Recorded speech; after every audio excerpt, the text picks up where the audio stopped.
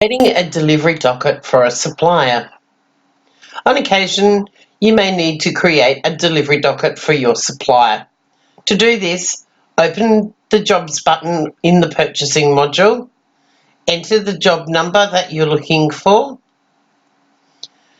and select the sublet item that you will be sending with the delivery docket.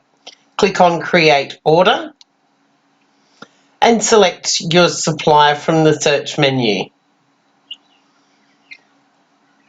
On this occasion, I would suggest using the default wildcard, the asterisk, and searching by supplier name. We're using All Steel Suppliers, and we have a piece of steel that is being painted.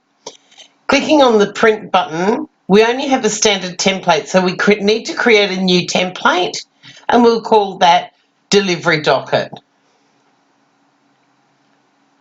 And just save that. Make any changes that you want to the delivery docket.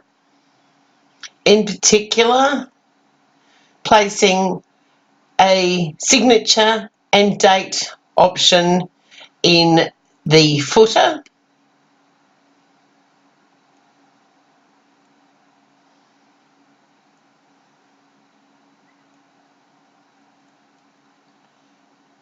And selecting the delivery docket logo.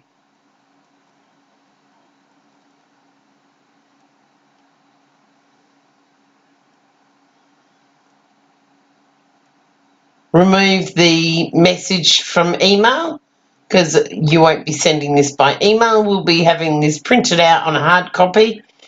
For now though, we'll just show you the print preview on the screen. As you can see, you've got your delivery docket status at the top, the information about the job, and a signature and date at the bottom. This is now ready to go off to the sublet supplier.